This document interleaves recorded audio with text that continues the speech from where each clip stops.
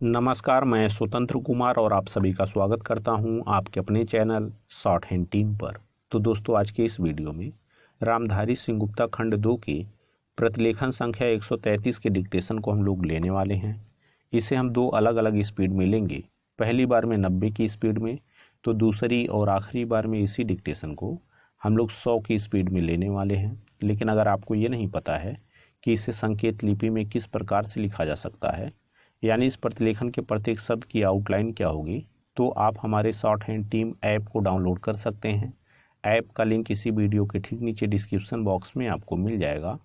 App को download करके इस प्रतिलेखन के प्रत्येक शब्द की आउटलाइन को आप जान सकते हैं। तो 90 की स्पीड में आपका डिक्टेशन स्टार्ट होगा 5 सेकंड के बाद। तब तक के लिए आप रेडी रहें।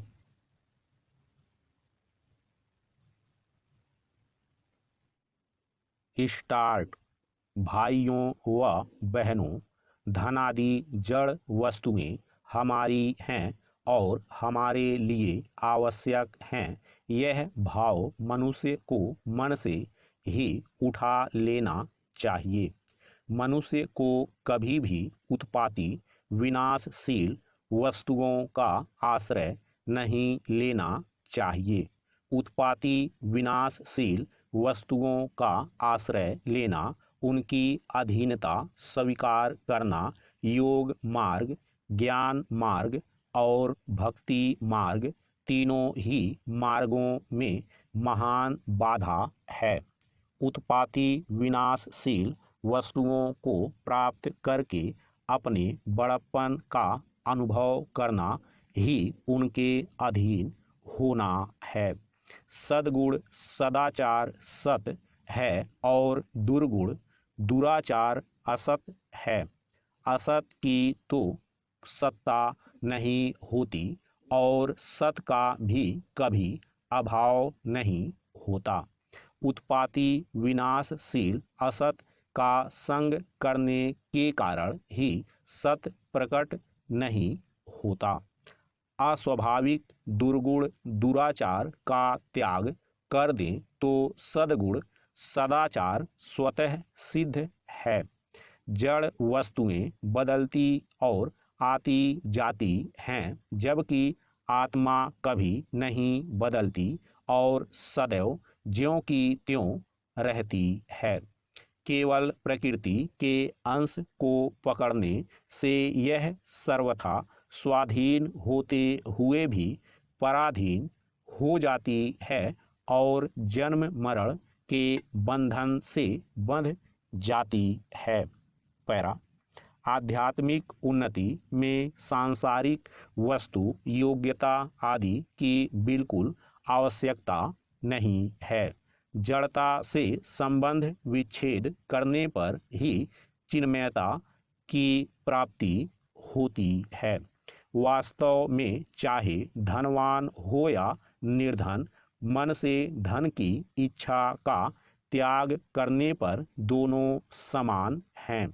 मनुष्य शरीर मिलने के बाद मनुष्य सांसारिक पदार्थों से निराश हो सकता है, क्योंकि संसार की कोई भी वस्तु किसी को बराबर मात्रा में और पूर्ण रूप से नहीं मिलती, परंतु सर्वत्र परिपूर्ण परमात्मा तत्व सभी को समान रूप से और पूरे के पूरे मिलते हैं।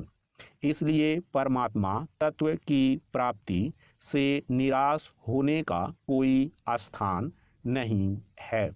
मनुष्य शरीर मिल गया तो परमात्मा तत्व की प्राप्ति का अधिकार भी मिल गया। संसार को अपना मानते ही मनुष्य फंस जाता है और तरह तरह के दुख भोगता है। मनुष्य को चाहिए कि शरीर को संसार की सेवा में अर्पण कर दे और स्वयं को परमात्मा को अर्पण कर दे। अपने लिए कुछ करना है ही नहीं और अपने लिए कोई वस्तु है ही नहीं, ऐसा अनुभव होते ही संसार संबंध विच्छेद हो जाता है। यही कर्मयोग है। संसार की किसी भी वस्तु से मनुष्य का संबंध नहीं है। समय होते ही वह यहाँ से चल देता है। एक दिन सब वस्तुओं को ज्यों का त्यों छोड़कर जाना पड़ेगा।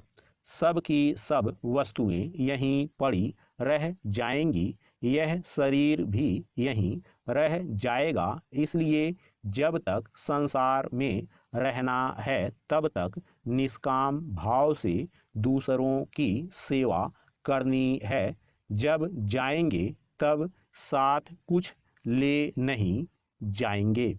मनुष्य को चाहिए कि वह अपने लक्ष्य का निर्णय कर ले और लक्ष्य वह रहे जिसकी प्राप्ति के बाद कुछ भी करना, जानना और पाना शेष न रहे।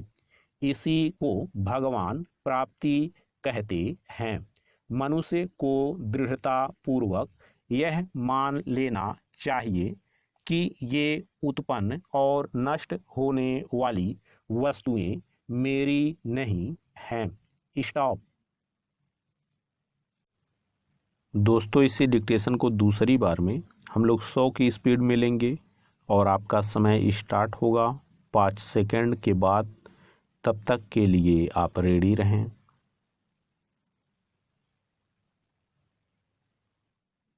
स्टार्ट। भाइयों व बहनों, धन आदि जड़ वस्तुएं हमारी हैं और हमारे लिए आवश्यक हैं। यह भाव मनुष्य को मन से ही उठा लेना चाहिए। मनुष्य को कभी भी उत्पाती विनाशशील वस्तुओं का आश्रय नहीं लेना चाहिए। उत्पाती विनाशशील वस्तुओं का आश्रय लेना, उनकी अधीनता स्वीकार करना योग मार्ग, ज्ञान मार्ग और भक्ति मार्ग, तीनों ही मार्गों में महान बाधा है। उत्पाती विनाशशील वस्तुओं को प्राप्त करके अपने बड़प्पन का अनुभव करना ही उनके अधीन होना है।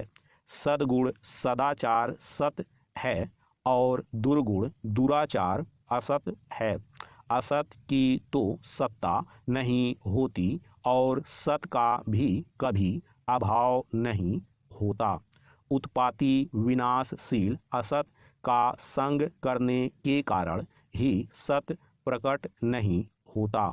अस्वाभाविक दुर्गुण दुराचार का त्याग कर दें तो सद्गुण सदाचार स्वतः सिद्ध है।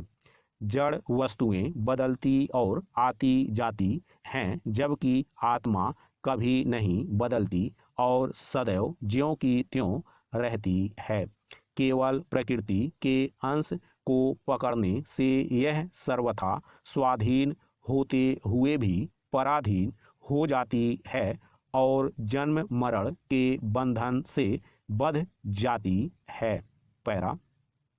आध्यात्मिक उन्नति में सांसारिक वस्तु योग्यता आदि की बिल्कुल आवश्यकता नहीं है। जड़ता से संबंध विच्छेद करने पर ही चिन्मयता की प्राप्ति होती है। वास्तव में चाहे धनवान हो या निर्धन, मन से धन की इच्छा का त्याग करने पर दोनों समान हैं। मनुष्य शरीर मिलने के बाद मनुष्य सांसारिक पदार्थों से निराश हो सकता है, क्योंकि संसार की कोई भी वस्तु किसी को बराबर मात्रा में और पूर्ण रूप से नहीं मिलती, परंतु सर्वत्र परिपूर्ण परमात्मा तत्व सभी को समान रूप से और पूरे के पूरे मिलते हैं। इसलिए परमात्मा तत्व की प्राप्ति से निराश होने का कोई स्थान नहीं है। मनुष्य शरीर मिल गया तो परमात्मा तत्व की प्राप्ति का अधिकार भी मिल गया। संसार को अपना मानते ही मनुष्य फंस जाता है और तरह तरह के दुख भोगता है। मनुष्य को चाहिए कि शरीर को संसार की सेवा में अर्पण कर दे और स्वयं को परमात्मा को अर्पण कर दे। अपने लिए कुछ करना है ही नहीं और अपने लिए कोई वस्तु है ही नहीं, ऐसा अनुभव होते ही संसार संबंध विच्छेद हो जाता है। यही कर्मयोग है। संसार की किसी भी वस्तु से मनुष्य का संबंध नहीं है। समय होते ही वह यहाँ से चल देता है। एक दिन सब वस्तुओं को ज्यों का त्यों छोड़कर जाना पड़ेगा। सब की सब वस्तुएं यहीं पड़ी रह जाएंगी, यह शरीर भी यहीं रह जाएगा। इसलिए जब तक संसार में रहना है तब तक निष्काम भाव से दूसरों की सेवा करनी है। जब जाएंगे तब साथ कुछ ले नहीं जाएंगे। मनुष्य को चाहिए कि वह अपने लक्ष्य का निर्णय कर ले और लक्ष्य वह रहे जिसकी प्राप्ति के बाद कुछ भी करना, जानना और पाना शेष ना रहे। इसी को भगवान प्राप्ति कहते हैं। मनुष्य को दृढ़ता पूर्वक यह मान लेना चाहिए कि ये उत्पन्न और नष्ट होने वाली वस्तुएं मेरी नहीं हैं। स्टॉप।